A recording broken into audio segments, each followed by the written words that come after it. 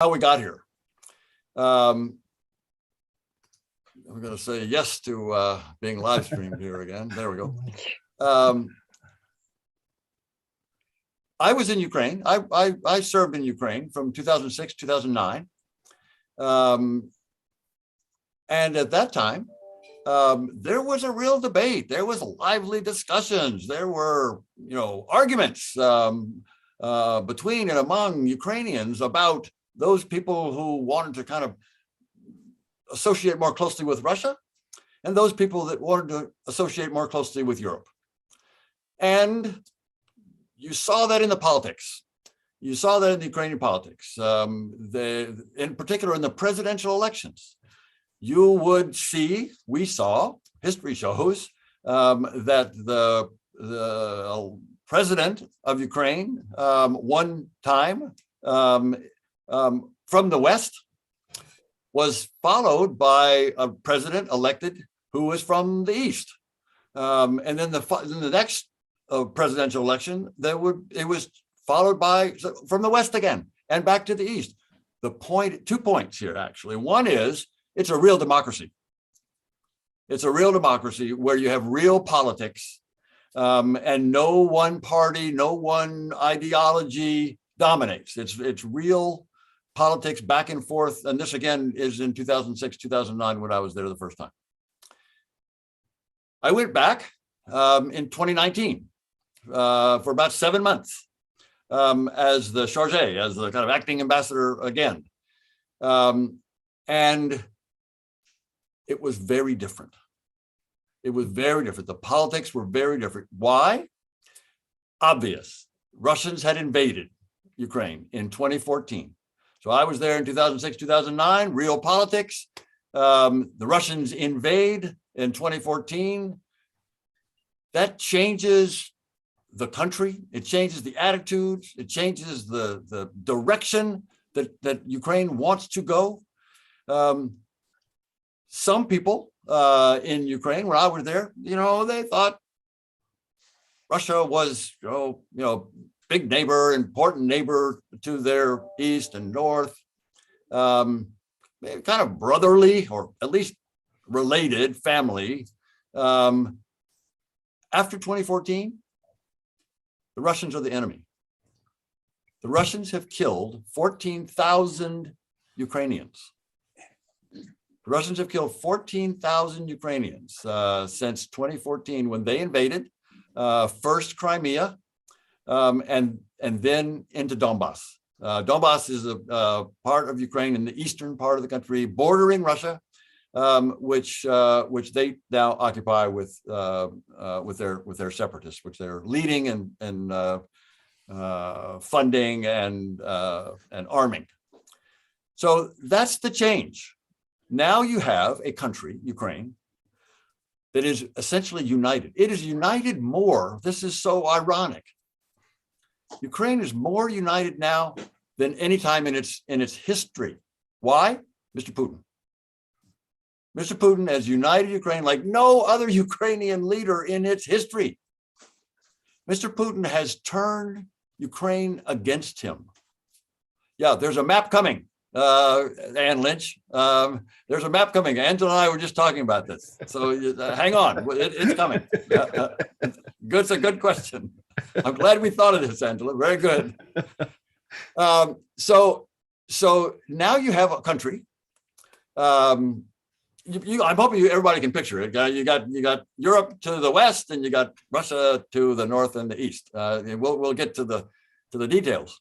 But now you have a country that's united in its direction, so united that it put in its constitution now that membership of in the European Union and membership in NATO is in the constitution, in the Ukrainian constitution. That's how united they are, and on what direction they're united on going to Europe. I will stop in a minute, but I was struck by two interesting quotes that would be humorous were they not so serious. Many people on this call may have seen Tom Friedman in his article last week, and he basically was talking about this. He was talking about many people are talking about this, including Tom Friedman. Tom Friedman told, he said, in fact, it may have been his headline. What Putin is saying to Ukraine is, marry me or I will kill you. Marry me or I will kill you. And sad to say, President Putin is about to kill a lot of Ukrainians. He's already killed 14,000 Ukrainians, as I said. He's about to kill tens of thousands, hundreds of thousands more if he invades. By the way, thousands of Russians will be killed in that same battle. I'm sure we will talk about that. Timothy Snyder is a Yale historian. I may have mentioned him, Don, last time we were talking about. Read his books. Yeah, good. Because good. Well, he continues to impress. And he came up, he quotes a German saying on the same direction, the same thrust. And it's even more blunt. There's a German saying that says, if you won't be my brother, I will bash in your skull. Here again, this would be almost amusing if it weren't so serious. If it weren't so serious. We're going to get to the sanctions question there, James. It's coming. It's coming. This is going to be a great conversation. I'm already looking forward to this thing. My main point at the beginning here is that there's a country in eastern part of Europe who really just all the Ukrainians really want is to be a normal European country. Allow them to be a normal European country, that they can choose their own leaders, they can choose their own trading partners, they can choose their own defensive alliance, they can choose the way to organize themselves. They don't want more than that. That's fine. The Russians are not going to give that to him. Mr. Putin, anyway, is not going to give that to him if he has his way. And that's where we are today. Where we are today is Mr. Putin is making a decision, even as we sit here tonight. He's making a decision. He's got what he knows. He knows now that the United States and Ukraine are not going to give in to his demands. He's demanded to have the sovereignty of Ukraine taken away. He's demanded that the United States never allow Ukraine to do what it has its sovereign right to do, and that is join an alliance of its choice, join NATO. And the United States and Ukraine, so President Biden and President Zelensky, both have stood firm. They have both looked into President Putin's eyes. They've stared him down. They're not blinking. And President Putin has a decision to make. He has a decision to make. Is he going to attack? Is he going to attack Ukraine? We're going to talk about how he could do that. Don's got some good scenarios here to talk about. Or he can negotiate. And we've made it clear. Secretary Blinken's made it clear. President Biden's made it clear to President Putin and to the foreign minister that there's a way to do this. There's a way to address security concerns. And it's called the negotiating table. And there are treaties that we can talk about that will make both sides. It will make Russia better off. It will make NATO better off. It will make Russia more secure, make NATO more secure. That's the way to go. So Putin has a choice. It's not a choice for us. We know what choice we would make and have made and are offering. It's a choice for him. So Don, that's where we'll start. Well, I mean, that's perfect for leading my first question. But before I do that, with the audience questions, we'll mention that the nice thing being program chair and inviting you, Ambassador Taylor, is I gave myself the privilege of getting to have the majority of the evening to ask questions. However, when I'm finished, then the audience will take your questions. I'm assuming there'll probably be more than we have time for. So between Angela, myself, and as you can see the questions too. We'll try to summarize or try to hit as many of the topics as we can, especially if there's overlap on questions. So you can allow me start. to interject. We have Yeah. a very large audience tonight, so please do put your questions in the chat. And let me know when you want me to share that map. We'll do. It's coming. That's a good. All right. I'm going to have you. you share it when we start to talk about the Russian military. But I'm opening first with, you've pretty well have laid out. My first question was what Putin wants. What are his goals? And I want to know what you think his bottom line is. Where is it that he won't give in anymore on? So I think this is an important question, and it's not an obvious question, Don. I think this is a very important one, because depending on what Putin's goals are or what his goal is, our response will differ, will change, will vary. So my own view, I'll give you my view, and it's not unanimous by any means. I believe that President Putin wants to dominate, absorb, reintegrate Ukraine into Russia. I think that's his goal. He as much as said that last summer. Many of people on this call, well, some of the people on this call who are watching Russia might have noticed that Putin wrote, or at least signed, a 5,000-word essay on the history of Russia and Ukraine. Now, he didn't get it all right. He made some mistakes. And all you need to do is ask the Ukrainians if he got it right. So, and Mr. Putin's telling, in his view, Ukraine's not a country. It's not a real country. It has no sovereignty. Ukraine is really just small Russia. It's a little part of Russia. And therefore, not being sovereign, it ought to be reintegrated back into Russia. And that, I think, Don, I think is his goal. Now, just a brief history, a paragraph to show you where the history changes, diverges, where Mr. Putin's vision and the Ukrainian vision and historians' vision differ. That is, Slavic Christianity, the civilization that developed in the 9th century, 9th and 10th centuries, began in Ukraine. What is present-day Ukraine? Christianity came to the Slavic people who were living on the Black Sea and in Kyiv, the capital of Ukraine. Again, it was not Ukraine at the time, but that's the place where it came from.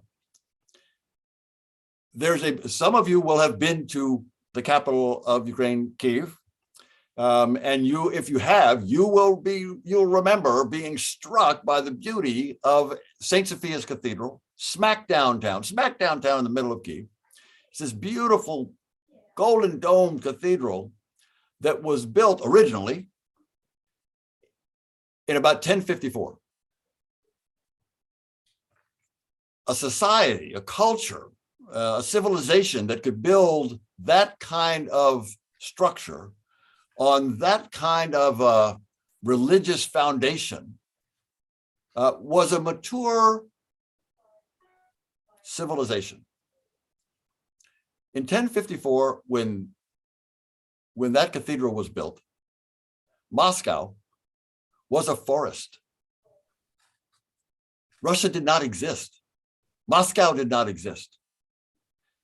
And this is why Putin is so obsessed with Ukraine. It's because Russian history starts in Ukraine. In Putin's mind, Ukraine has to be part of Russia. Russia is not complete without Ukraine. the problem for Mr. Putin is Ukrainians don't want to be part of Russia for all the reasons that I talked about at the beginning. Ukrainians don't want to be part of Russia. They are proud. The Ukrainians are proud of their country. They're proud of their culture. They're proud of their history. They're proud of their language. They're proud of their heroes. They are proud that they're now independent. They haven't always been independent. They've been dominated by Russia, the Soviet Union, the czars, and they've been oppressed by the Russians, the Soviets, and the czars. And the Ukrainians don't want to be there anymore. The Ukrainians are very proud that for the past 30 years, they've been independent and sovereign, and they want to keep it that way. And in my view, I think the United States should support that view, and we do, and Europe does, and that's again where Putin is challenging us. So Don, that's a long answer to your question about what is I think his goal is Ukraine. Now, let me just do two sentences because there's other views. Some people think what Putin really wants is just to kick the United States out of Europe, or by kind of the same thing, to destroy NATO,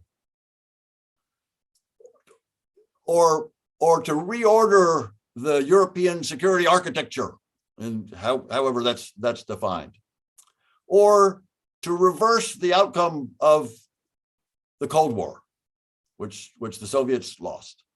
He wants but my view, it's Ukraine. I've read so many articles from experts, and you're right. The view, there's a general consensus, and certainly that's one that there's no doubt. I mean, Putin said Ukraine is Russia, but then otherwise it gets into NATO, a lot of stuff. So there's not a complete agreement in that area. A little bit of a follow-up on that. There's, some of the experts have talked about some similarities with China and Taiwan, with a similar feeling about the area. So I'm wondering, with Ukraine and Georgia in particular, and to a lesser degree, the three Baltic states, are these like a red line for Putin? And I will say we're going to soon be into the military options, which I don't think any of them look good for Putin, to be honest with you, but we'll get your assessment. So he may not come out a winner, but is this one he has to die on his sword for? So Don, on your question about China, I think that's an interesting point. The Chinese are undoubtedly watching very closely what's happening between Russia and Ukraine, and what's happening with the United States. Where is the United States in that issue? The Chinese want to know if the Americans are withdrawing into their shell, are withdrawing from the world. They look at Afghanistan and they say, they pulled out. They look at polarization in the United States and they say, it's weak. And they look at Europe and they say, Europe is not defending. And the United States is if the United States is indeed pulling back from the world, the Chinese are noticing, because the Chinese worry that we're not pulling back from the world, and we might put up some kind of defense if the Chinese try to invade Taiwan. So I think this is important for that purpose as well, for that reason as well, is that we have to, the United States, in my view, and people will differ about this, in my view, the United States does have to lead. Don, you and I and Angela were talking earlier, just before we came on, about the importance of someone leading. And you look around and you say, well, you don't kind of see the heroes in Europe. The United States needs to step up. We don't have to be everywhere. We don't have to solve every problem. But when the principles are there, when there is a nation like Ukraine that wants to have its independence and wants to be a democracy and wants to share our values, there's some obligation for us to help. I think there's a moral obligation to help. I think there's also a kind of great power, or a foreign policy, or a large strategic reason to help as well. This gets to your question about the Baltic nations, Latvia, Estonia, Lithuania, or Georgia. You mentioned Georgia, Moldova. The question is, what kind of Europe, what kind of world do we want to live in? Do we want to live in a world where big nations, big strong nations, or at least militarily strong nations, have more sovereignty than other nations? Do we want to live in a world that says, if you've devoted all of your inordinate amount of your resources to building up your military, does that give you the right to dominate other smaller nations around you, or even somewhat close to you, or somewhat farther away from you? Does that give you the right? Do we think that spheres of influence is what we call that in foreign policy, makes sense today? I think not. I think nations are sovereign. I think Ukraine's sovereign. I think the United States is sovereign. We get to choose. Ukraine gets to choose. Russia's sovereign, but it doesn't get to choose for other sovereign nations. And that applies to the Baltic states. That applies to Georgia. But the big one right now is Ukraine. That's where we're focused. Okay. Question? I know that he had a couple of calculations going in. And one of them was that he wanted to crack the unity of NATO. I think, and hopefully Zelensky would, fall apart, collapse, cave in. It appears that NATO, with its issues, may be stronger than ever.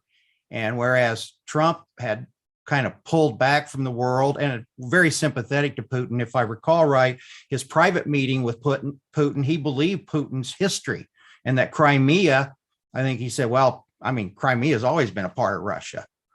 So it sounds to me not the case. That he was wrong about that, but well, I know, but his particular view is, right. I don't know that he'd be objecting to a lot of this right now. Oh, he clearly would not. So I'm wondering is, did he miscalculate, really believing that NATO would be too weak, and that Biden, who has kept an awful lot of Trump's policies, has certainly in foreign affairs followed a lot of similar Trump, that he would just stay, he would be weak on that? Your assessment. I've read all kinds of things on this, but your view.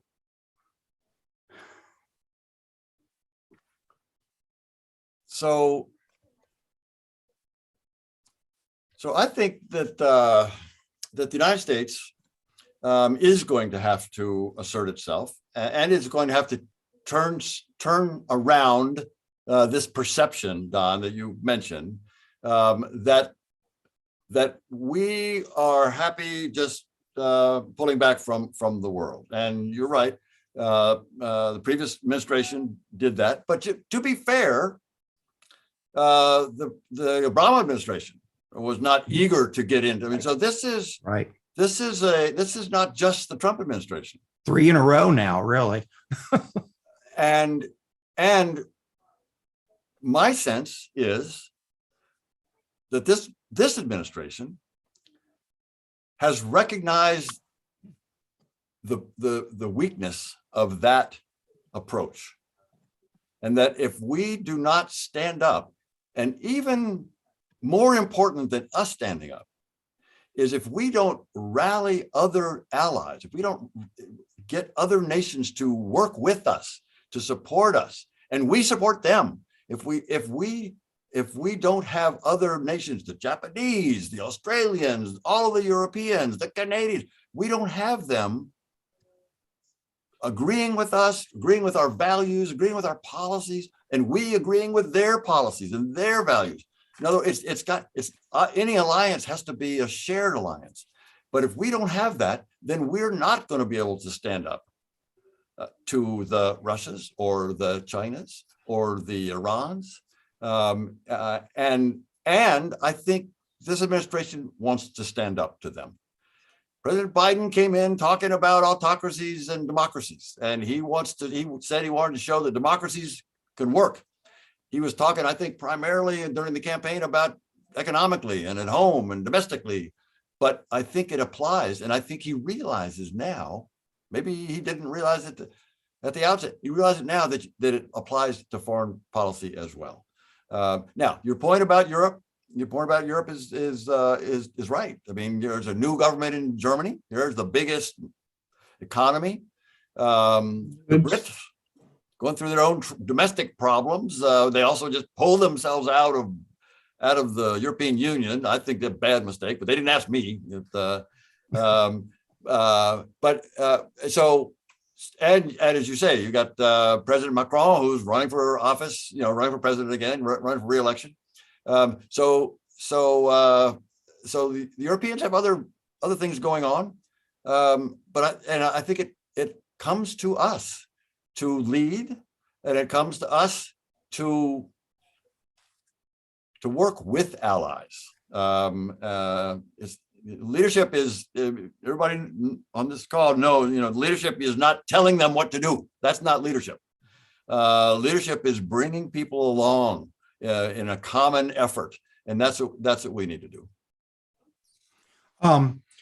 Let's get in a little bit about Putin's options. And I don't think they're particularly good in my own view. I will say an article I just read yesterday, one of the experts talked about Russia actually being a declining power. I mean, their economy is not in good shape. He's really improved their military. I was really impressed and how they've used Syria as a major training ground to get their military ship shape. But they're still, on an overall scale, not China, the US, and so on. This expert talked about that there's really a limited time for him, that if he's going to make a move, he's got to make this fairly quick, even maybe before midterm election, because this current crop of Republicans that are outspoken are wanting to be harsher on Russia. You and I talked previously, though, you've got Tucker Carlson, much of the far right, that is very sympathetic to Putin and thinks Ukraine should be abandoned. We mentioned Trump may be possibly in that alignment as well, and he couldn't wait till 2024 probably anyway for him. Two points here that you're making. I don't want to get very much into U.S. domestic politics. That's a mistake for me. I'm talking about how Putin's going to perceive. No. I want to get to that. But the 2 points. The first point, though, this is not a political statement at all. This is a statement of fact, and that is the overwhelming majority of the Congress, and I'm prepared to believe an overwhelming majority of Americans support Ukraine. The support for Ukraine in the U.S. Congress, Republicans and Democrats, House and Senate, is overwhelming. It's not unanimous. It's not. And there are people there who have other views. Not many, not very many. There was a very strong sanctions bill that passed during the Trump administration, and it passed sanctions on Russia and in support of Ukraine. In the United States Senate, that passed 98-2.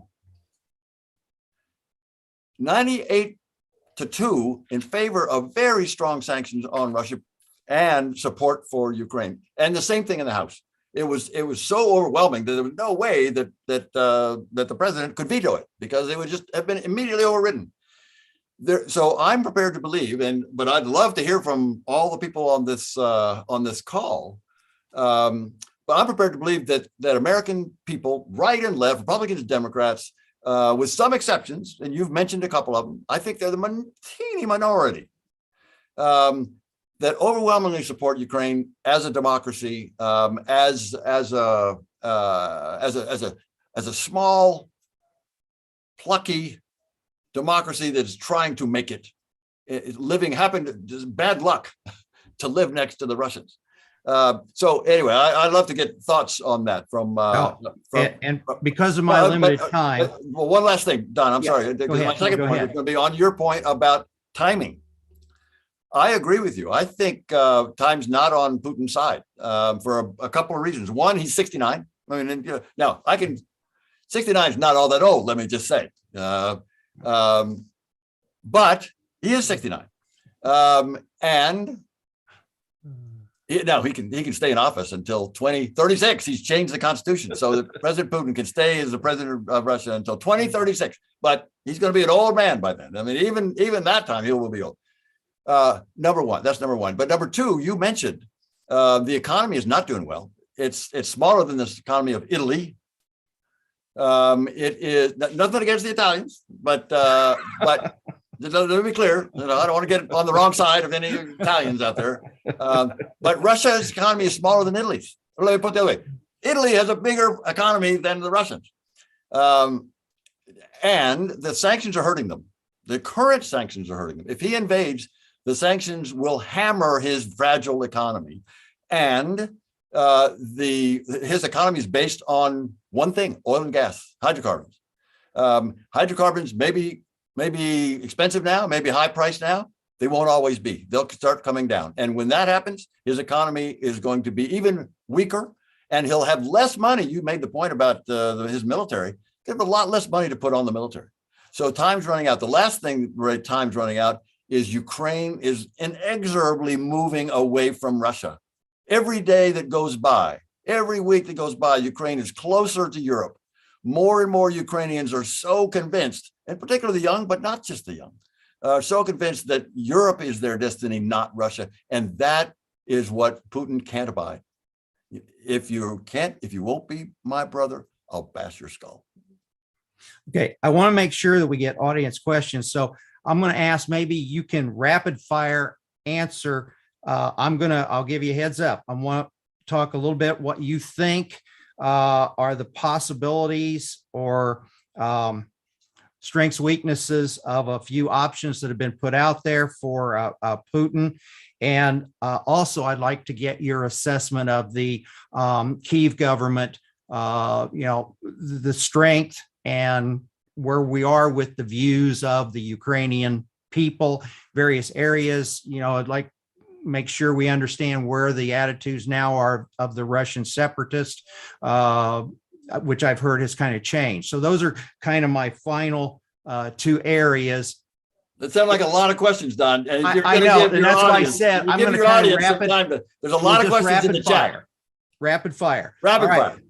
The strongest response would be a full invasion and occupation. And my understanding is he doesn't have enough troops. Even I think one of his ministers said it'd take 1 million to occupy. Not his ministers, that's one of the Ukrainians. But Angela, you want to put that map up? Yeah, it's a good time to do it.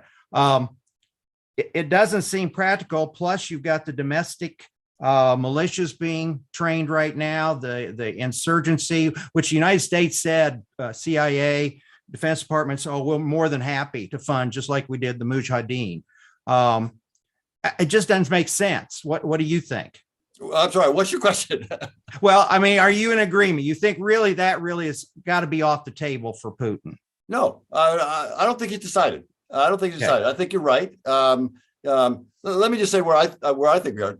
I think it's a terrible mistake. If I were Putin, if that's what you're asking, no, I would not go with a big invasion. I don't have the troops to occupy the country.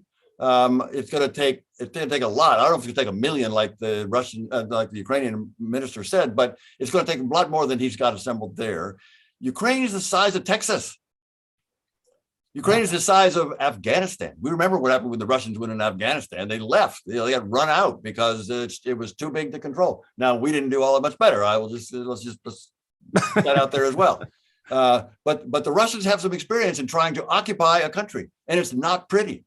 And you asked about the militias and the guerrilla warfare. There are 40 million Ukrainians, and probably 20 million of them will fight one way or the other against the Russians, actively resist, some with weapons, others with passive resistance, civil resistance.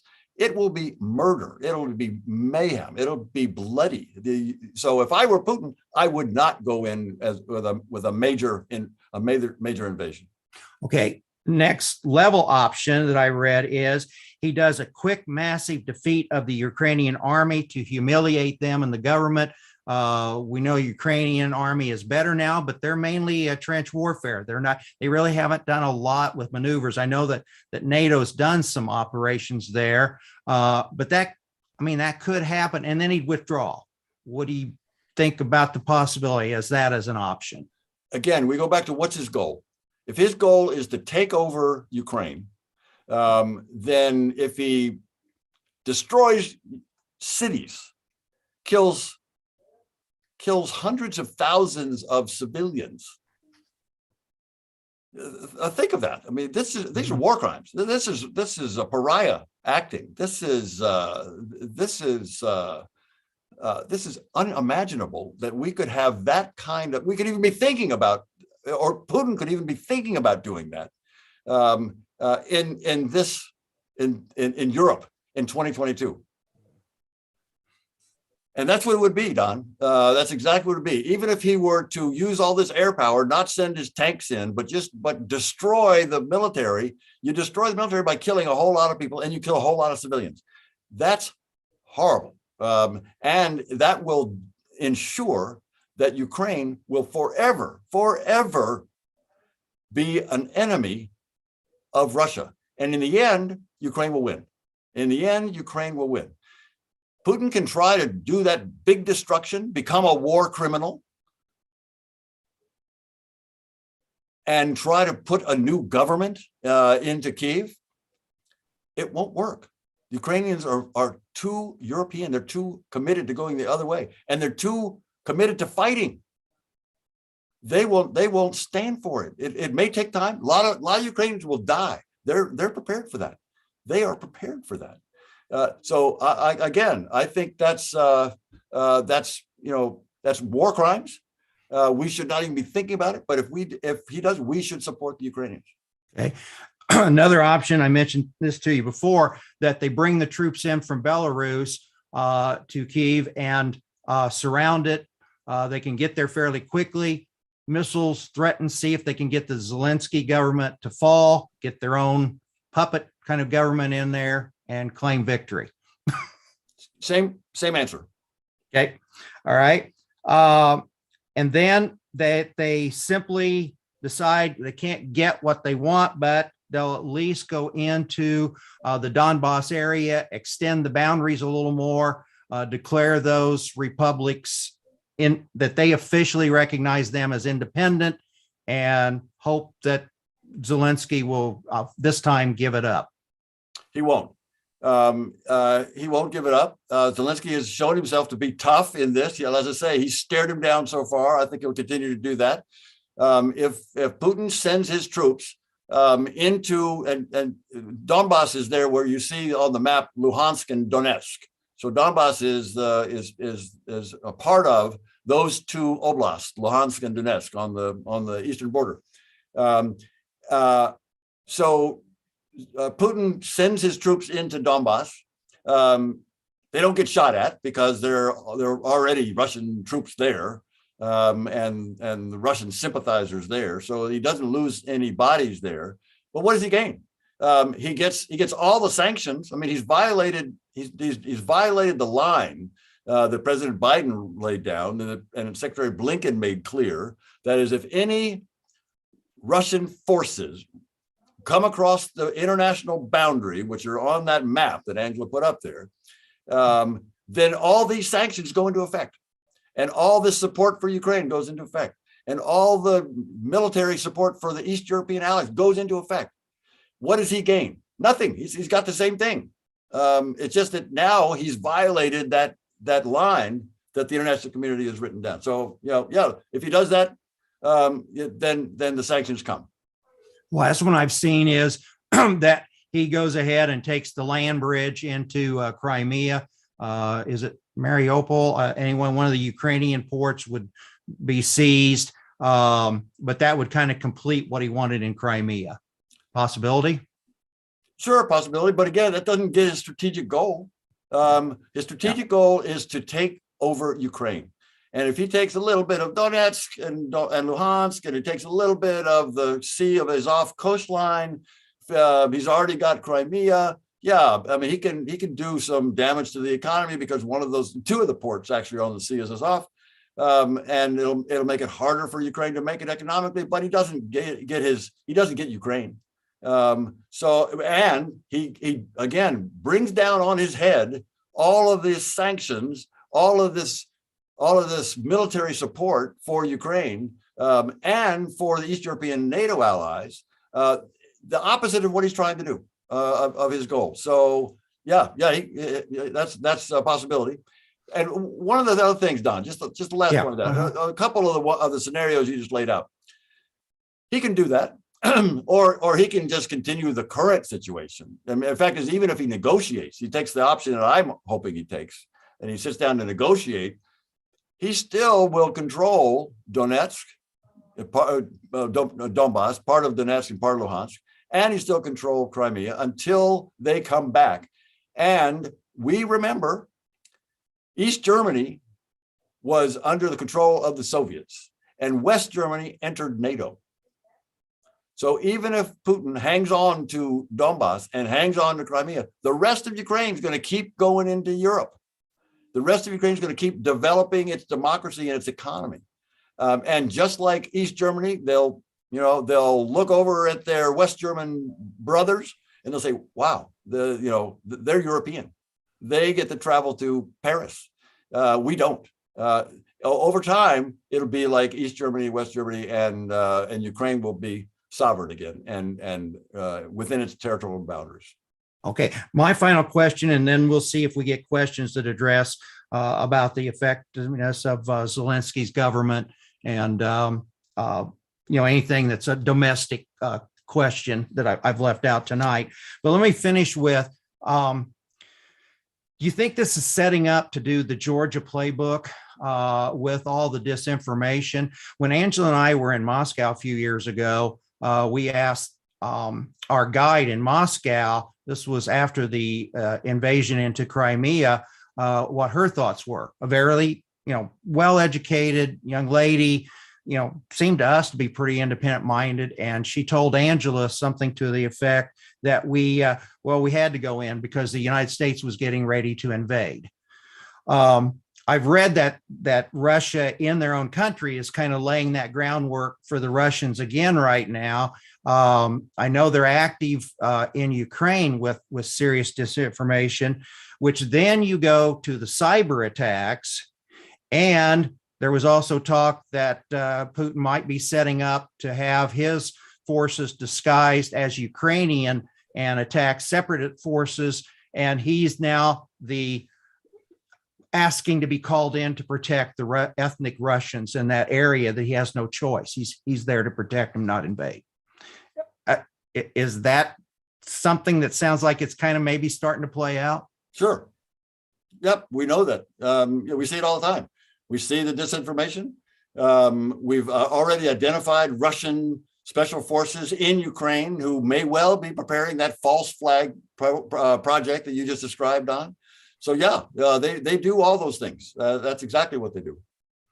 All right. Now for audience questions, Angela, I'm going to grab first one here, and then I'll let you get a second one. I know we've got some questions in here about the potential sanctions.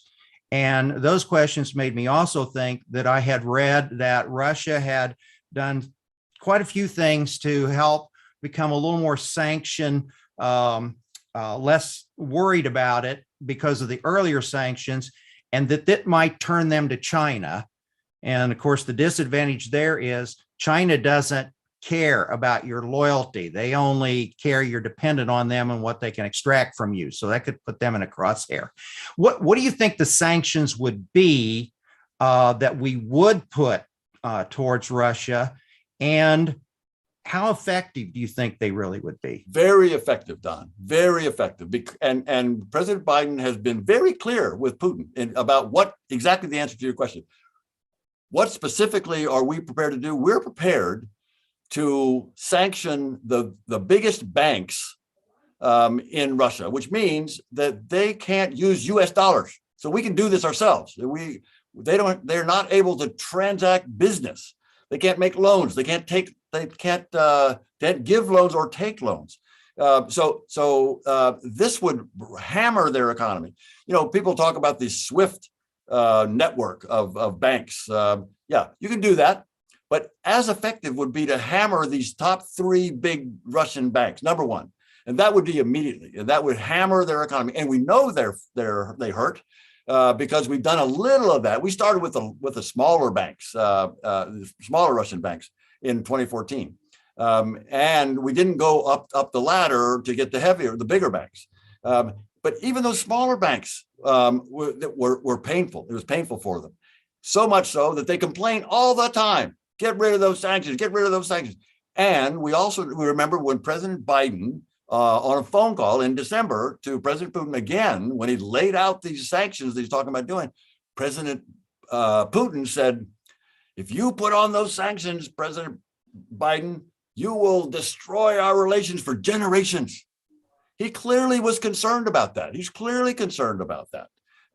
And that's the immediate effect. That will have an immediate effect. The longer term effect, medium to long term effect, is what we're talking about also in terms of export bans. The Russians need microchips. The Russians need technology. They can't make them. We can, our allies can, and if we cut them off, their economy, their smartphones, their weapons are no longer able to be produced. So that has an effect over time. This is all to say the answer to your question, and I'm glad you got questions from the chat on this. The sanctions, we know the Russians are worried about them. Yeah, they've got reserves. They can withstand some. They've got reserves. Yeah, they can try to go to China. China can't help them all that much. They can, they can try to help them with their banks. Good luck with that. Good luck with that. That's they're very worried about these sanctions. All right, Angela, next question. I think there's a few questions about the military capability of Ukrainians themselves. What is their military capability? How much of a defense can they mount of their own? And would the United States actually put troops into Ukraine, or will we put troops into our fellow NATO partners like Poland and Estonia? So the last question, Angela, is easy to answer and President Biden has been very clear. There's no thought, there's no consideration being given at this point to any U.S. soldiers going into Ukraine. Now, let's be clear. There are about 200 soldiers in Ukraine right now training Ukrainian armed forces, and they'll stay, continue the training. They're mainly in the West. They're in a place near Lviv called Yavoriv. I've been out there. I've seen them, and they're doing great work on that training. But President Biden has been clear, no U.S. troops, new U.S. troops, combat formations will go into Ukraine. Ukraine's going to have to fight this one itself.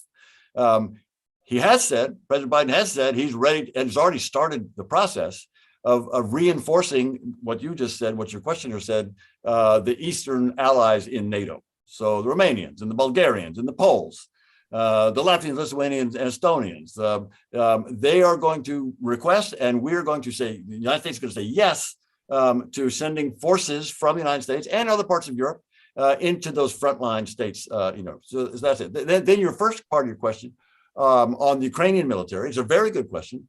Ukrainian military is so much better today than it was 8 years ago. They've been fighting Russians for 8 years. They're combat hardened. They got 500,000 veterans who are now out of the service, who would come back into the service or would pick up weapons to fight these Russians if they were so stupid as to invade. But let's be clear, even though the Ukrainian military is better led and better equipped, has better training, has better weapons, we've given them a lot of weapons, they are not a match for the Russian military. There's no doubt about that. I mean, and the Ukrainians, don't pretend otherwise. What they say is they will make the Russians pay. They will make the Russians pay in blood, and they will make it difficult to occupy their nation, not just the Ukrainian military. They will make the Russian military pay. But when the Russians try to occupy the country, if that one of the scenarios that Don talked about at the beginning, if they try to do that, these veterans, these local militia, territorial forces, they will make the occupiers pay. It will be miserable. In the end, the Ukrainians will win. Russia will lose. Putin will go down in history like some of the dictators who invaded in last century. Let's just remember that. They lost, and they are pariahs, and history will not be kind to Putin if he does this. I'd like to follow up with that. A few of the questions touch on NATO itself, and some of the demands that Putin has made again for Ukraine, or for not invading Ukraine, are for NATO to roll back from Eastern Europe, from the former Soviet bloc, and that, to promise that Ukraine will never join. Of course, the United States cannot make those promises because those are sovereign states that make their own decisions about those things. But why is Putin actually thinking that he could get some kind of concessions like that? Those are non-starters to ask Poland to withdraw from NATO, or Latvia, Lithuania, Estonia to withdraw from NATO. Why would Putin even think that those were negotiating tactics? It's a good question, Angela. It's a very good question. Some people think that he, exactly as you say, he knew these were non-negotiable. He knew these were non-starters, that no one was going to take them seriously. And so he put them on the table anyway,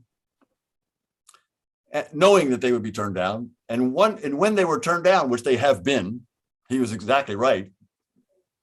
Biden, Zelensky, NATO, they just said no, just no. And the argument is, well, he knew that was going to happen. He just wanted an excuse. He wanted a rationale. He wanted to be able to say, look, I tried to negotiate with these guys. They won't negotiate, so I'm going to invade. Crazy, just crazy. Again, for all the reasons that we talked about. Is it in part, do you think, for his domestic audience? Is he trying to sell this idea that Ukrainians wish to be liberated and join the family again? And it's only the West that's preventing that family reunification? It's a great, this is the same thing. If you won't be my brother, I will bash your skull, or marry me, or I will kill you. That doesn't work. And Russians, you asked the right question. Russian people know that. The Russian people, it's hard to say what the Russian people, there are a lot of different Russian people. But there are a lot of Russians who have been pretty articulate. And Don, you and Angela and others who have visited Moscow and St. Petersburg and other parts of Russia will have heard this. And they've been in the papers here recently. BBC this morning actually reported what I'm about to say, which was, they interviewed people in Moscow in the subway, on Red Square. They interviewed people in the streets, and all but one, the overwhelming majority said, the Ukrainians are kind of like our brothers. We don't have anything against the Ukrainians. Why is our president talking about invading what should be a friendly country? I've heard another one, this was not in the BBC report this morning, but another report quoted a Russian who was saying, we've lived next to the Latvians, Estonians, Lithuanians, the Poles for years. They're all in NATO. What's the problem? Why are we talking about killing tens of thousands of Ukrainians and Russians? A lot of Russians don't get it, in particular the young people. The young people who don't remember the Soviet Union. The Soviet Union disappeared 30 years ago. And so everybody 30 years and younger, never lived a day in the Soviet Union. And they can't figure out why Putin wants to reestablish an empire that is history in their mind. They can't figure it out. So now Don makes a good point. There is this overwhelming propaganda story that comes out of the media, which is totally controlled by the Kremlin, that tries to convince Russians that this is an interesting story actually as well. In 2014, the propaganda from the Russian media vilified the Ukrainians. It tried to convince Russians that the Ukrainians were fascists, were Nazis, We're oppressing Russians. We're oppressing Russian speakers. We're committing genocide. You know, it was hysterical. It was crazy. It's so interesting. Today, that propaganda is not the same. Today, they're not focusing on the Ukrainians. Probably they're not focusing on Ukrainians for the reasons that I just said. There's a whole lot of Russians that say, you know, Ukrainians are our brothers and sisters. You know, why are we thinking about invading them?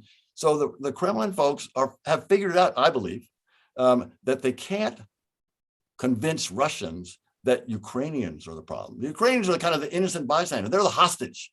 There's the gun to the Ukrainians' head that Putin is holding, and he's ready to shoot. He's ready to kill Ukrainians. If you don't marry me, I will kill you. He's ready to kill them. But they're kind of, you know, they're not the problem. The real problem is NATO or the Americans. And NATO is going to invade us. NATO's going to invade us, or the Americans are going to invade us. You know, ludicrous. Again, the Russian people are smarter than that, in my view. All right, I found two good questions here. One is the weather that may play the role because of tanks maneuvering. Yeah, so a lot of people have noticed that all these tanks on the border of Ukraine would have to come across, you know, the steppe. You know, the steppe goes all the way from Siberia all the way into Ukraine. And the steppe right now is wet. It is freezing, and it is starting to freeze. And so if it's wet, you can't run tanks over it. And they get bogged down, they get stuck. But by the time late January comes along, in February, it's really cold. I'm telling you, I've been there. A lot of people have been there. And those wet lands, wet soil, wet ground freezes. And then you can run tanks over it. And so, but come March or April, it's wet again. So Putin may have this narrow window that he might try to use to run his tanks over if he's going to do this big offensive that Don was talking about earlier, which I think would be crazy for all kinds of reasons. But if he wants to do it, that the weather is a concern. You're exactly right, Don. Okay, and the Nord Stream pipeline, we mentioned we were going to talk about that. We had several comments on here that people will be glad if this killed the pipeline. But let me also ask if the political leaders in Europe could handle if prices went sky high for natural gas and oil. Would they get a backlash from their people who may initially support it, but then panic over the prices? Yep, absolutely. Prices will definitely go up. There's absolutely no doubt. This is not free. This is not easy. And the United States, over the past week or so, we've been doing this earlier, but over the past week, we've made a major effort, a concentrated effort to go around the world to natural gas producers, including in the United States, to try to up the production of natural gas, to get more natural gas flowing to Europe, to take the place of what the Russians might do is cut off natural gas to Europe. Now, think about it, though. The Russians depend on, as I mentioned earlier, hydrocarbons for their entire economy. And it's not that they use all those hydrocarbons, they sell them. And if they don't sell that oil and gas, they don't have any money coming in. So that's a problem for them. That's a problem for them. So they've got their own constraints as to whether or not they cut off. And if they, but the replacement supplies, I think, are an important component, which I'm glad to see is starting to take effect. One last thing, that pipeline that you mentioned, it's called Nord Stream 2 pipeline. It's not in effect yet. It's not in operation yet. And the Germans, we talked about alliance management and whether the alliance is holding up together.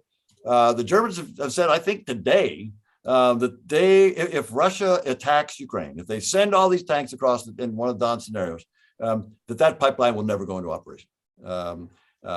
And there is a pipeline that can serve Europe without Nord Stream 2. It goes right across Ukraine. That's where the gas is flowing today, and that's where it should start. There you go. Thank you, Andrew. Good work. So you can see the pipeline there, the dotted line. There's a solid line, which is Nord Stream 1, And then there's Nord Stream 2, which is the dotted line, and it goes from Russia under the sea straight into Germany. And the Germans have said today that if the Russians attack Ukraine, that pipeline won't go into effect.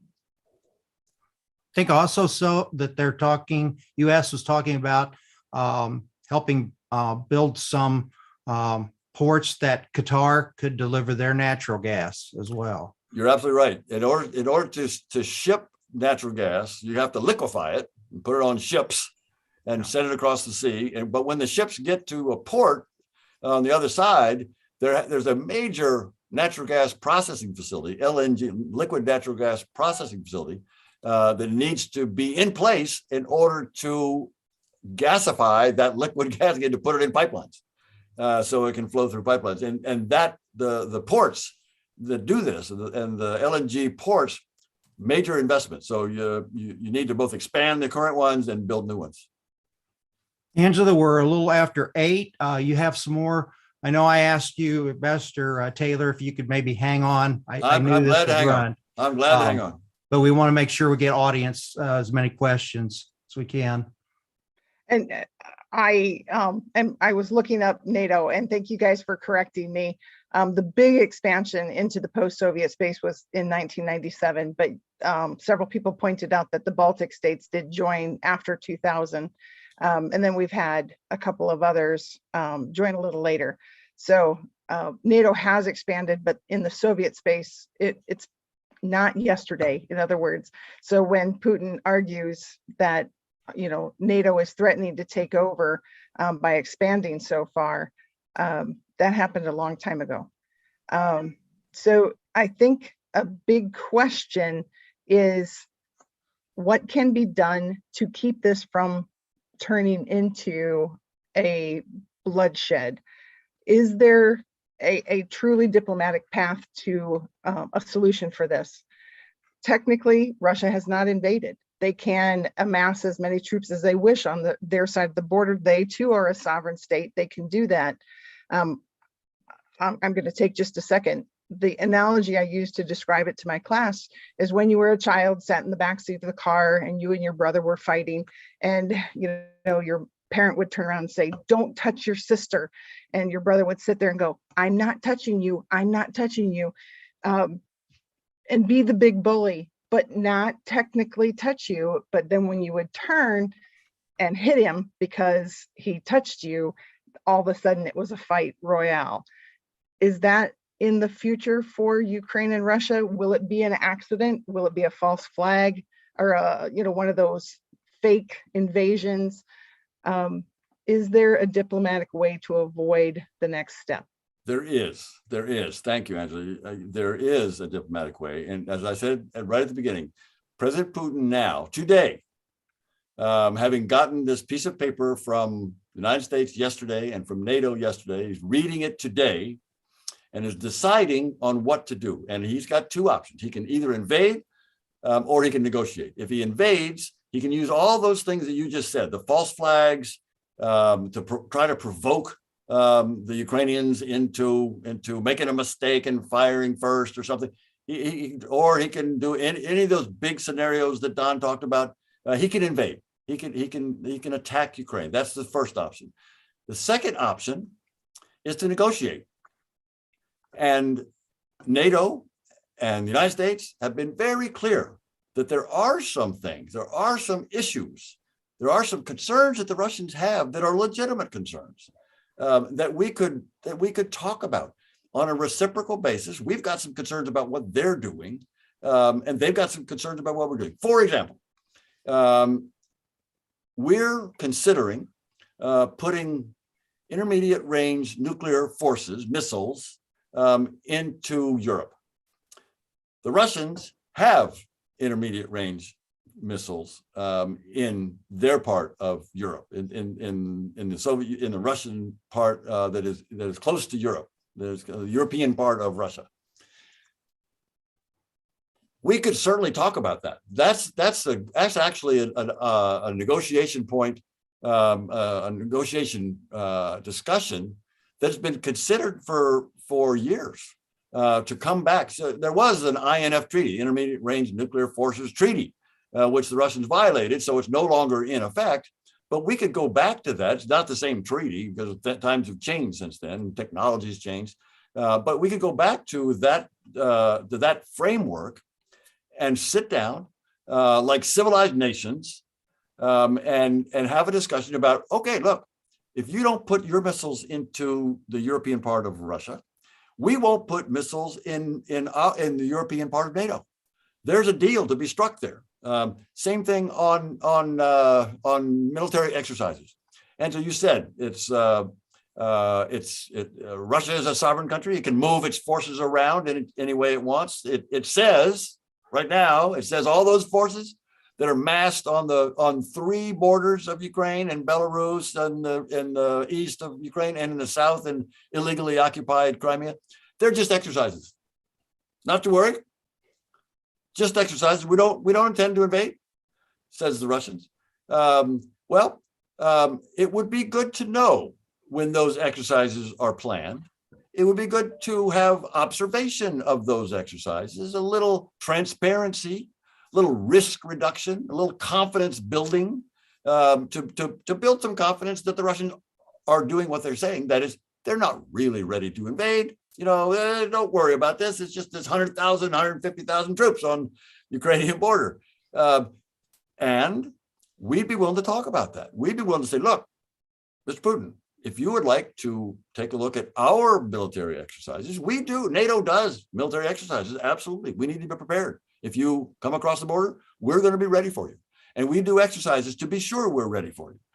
And if you would like to come observe those exercises, send your military observers there. We'd be happy to have them if we can send our military observers to your exercises.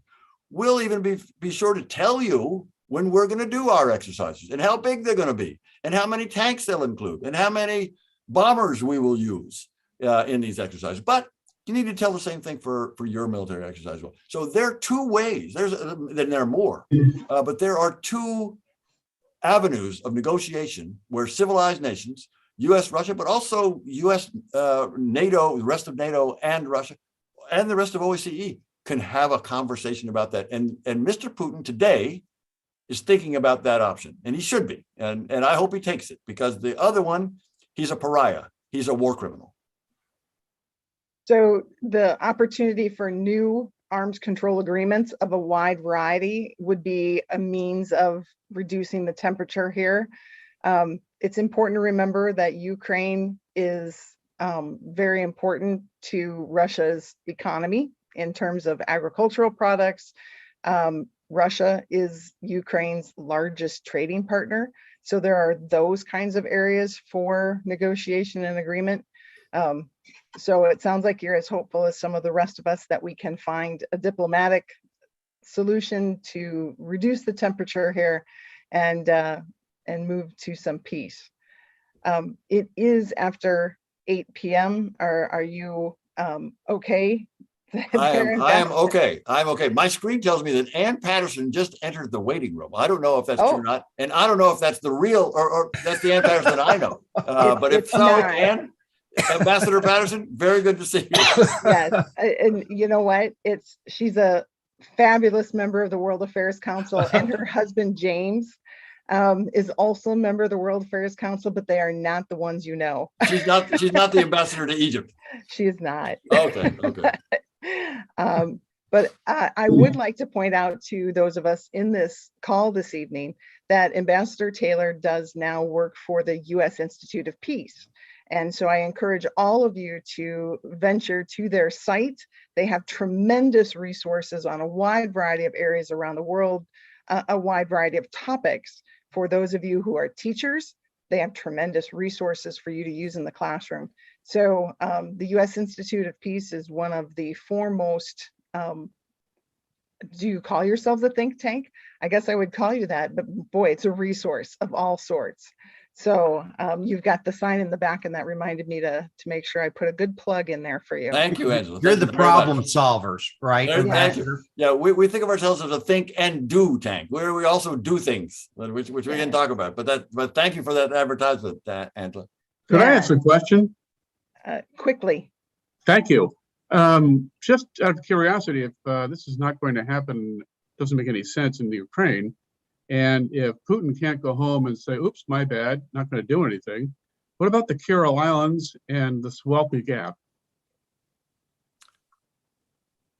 So your question is, if Putin backs down, did I understand? I'm not sure I got the question, but if Putin Well, he's got to backs do down, something. He's got to now, do why something. does he have to do something? He doesn't have to do anything. I mean, he could go negotiate. I mean, or he could just go home, and stay in his little. He doesn't have to do anything. I mean, yeah. I mean, we think that in order to save his face, he has to do something, but that's up to him to decide. And who are we to care about his face? Okay. Yeah, I think the opportunity, I think he is demonstrating that he can do something. I don't think he needs to do something to demonstrate his strength.